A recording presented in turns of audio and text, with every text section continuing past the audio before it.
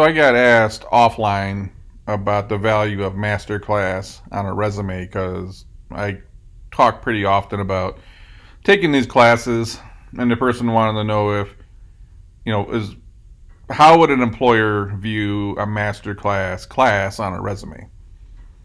So I kind of give them some insights onto if I was looking at a resume, depending on what business I'm hiring for, what the value would be. So in my mind, the value is Masterclass is like the equivalent of reading a book to me, and it's not uncommon for an interviewer to ask you, what's the most recent book you read? What's the best book you read? And I think a lot of times what we're looking for as employers is tell me that you're learning. Tell me that you're curious. Tell me you're trying to develop a new skill. Tell me you're looking to get inspired. You're looking for some sign that this person wants to do a little bit more than just show up and do a robotic job. So if I see Masterclass on a resume, it's like, okay, this person is into continuous learning. So to me, I also believe that all learning isn't meant to just make more money. Learning is to just get smarter, to open your eyes, to make better decisions, to understand more about the world, to work on a hobby or a craft or be creative. Learning's not just about making more money. Granted, if you're spending a bunch of money on like college and you start thinking, well, I do want some kind of return on that investment, but I would look at Masterclass as, okay, this person is interested in learning more and developing as a human being. So the very first Masterclass I took was the Dead Mouse one. I own a company that does a little bit in the music industry, and I'm mostly a hobbyist, but I do a little bit of work in music production and songwriting. And I took Dead Mouse not because I was expecting to get this mind-blowing experience in how to do EDM. It's that I wanted it for inspiration. I did learn a few tricks. It's not something I do as a full-time job. But you did an episode, and then you'd want to go get in the studio and create. And then a couple days later, you'd do another couple episodes, and it would get you inspired, and you'd want to go to the studio and create. So what I really took away from the Dead Mouse course was inspiration.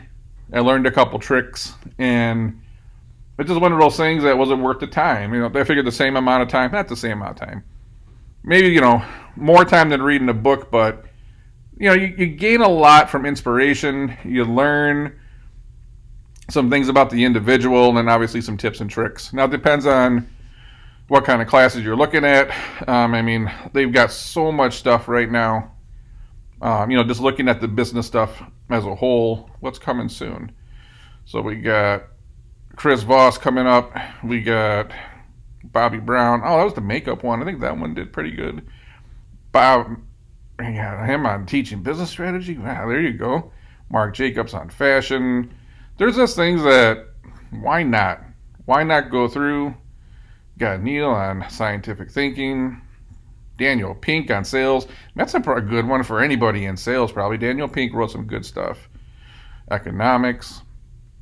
Howard Schultz, leadership. It's just, Howard Schultz started off in sales, if I recall. You gotta look that one up. So yeah, these are these things that if you go through, here's one on real estate. Why not go through and add these things? We spend so much time listening to podcasts. We read books. We watch. How much time do you watch TV shows, right? You'll watch Shark Tank, but would you go watch one of these to build up some business acumen? So I bet some of the writing ones are pretty cool. If you're in content marketing, if you're doing anything in digital, does it make sense to, writing for television? You're just going through the art of storytelling. You got Gladwell up here. He's got like 400 best-selling books. You got Sorkin up here. So if I saw these on a resume, I would think that, okay, this person's just interested in learning.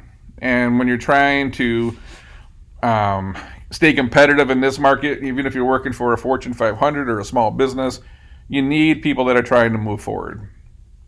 I'm not expecting someone to take a master class and come in and be a guru all of a sudden. We know that doesn't happen, but It's one of those things like, okay, this person's at least, a lot of people come out of college thinking they're done. I went to school, I'm the smartest person in the world, I got the answer to everything. And you realize the smart people realize as they acquire more knowledge, they realize how dumb they are. A lot of people out there are not that way, unfortunately. They think they went to college and that's all they're going to have to ever do. They got everything they're going to need to have the 40 years of knowledge. If you graduate at 22 and you're going to work till 62, that's a 40-year career. Do you think you're going to have everything you need for 40 years? For most people, that answer is no. So just showing that you're willing to learn, that you want to learn, you got hobbies, you got passions, you're trying to develop, you're trying to be more creative. Also a pretty good conversation piece. Like if someone walked in and told me they did a Dan Brown, tell me about that. What'd you learn? What'd you take away from it? Did it inspire you? Just some cool fantasy and science fiction over here. Cool stuff. More fiction. Got social change. All great stuff that you could walk into an interview and, have a cool conversation about. We got food, design, style, sports and gambling, music, that's fun, arts and entertainment. What do we got over here? Poetry, photography, more photography. Yeah, there's so many of these things, and I'm pretty sure on the homepage it just says you can get 2 for 1 right now or something. I think it used to be $200 a year. $15 a month. Whatever. You whack it up between 2 people. You spend $100 a year.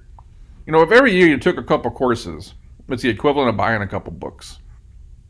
So again, this isn't the equivalent of getting a grad degree or getting a Cornell certificate. That's not a replacement for that. To me, this is when an employer is interviewing you and they're asking you, what book have you read lately? What have you learned lately?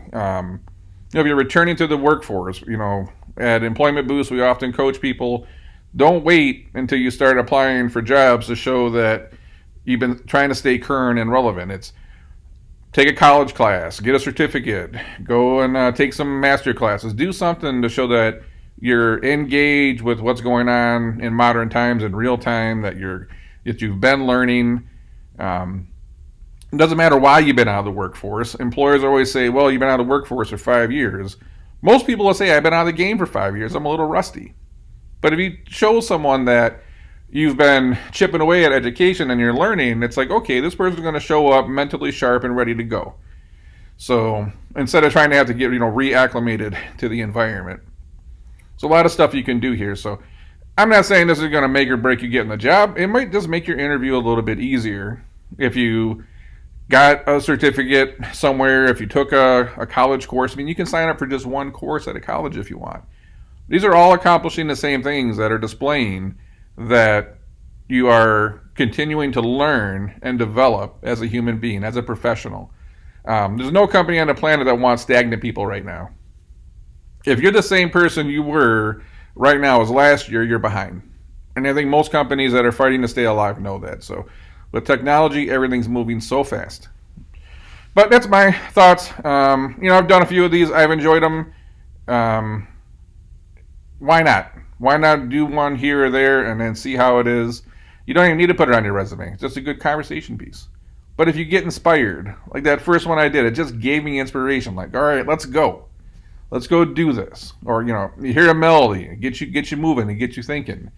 Maybe you do one on writing, you do one on business, you do one on fashion. It gets you excited and inspired. It's hard to just have inspiration on demand. You just don't wake up in the morning inspired every single day. Sometimes you got to watch something, read something. We need to go consume so we can be creative. But that's my answer to this question. If you should or shouldn't do a masterclass, it's up to you. I don't think it hurts. So that is all I got for this one. We will catch you on the next one.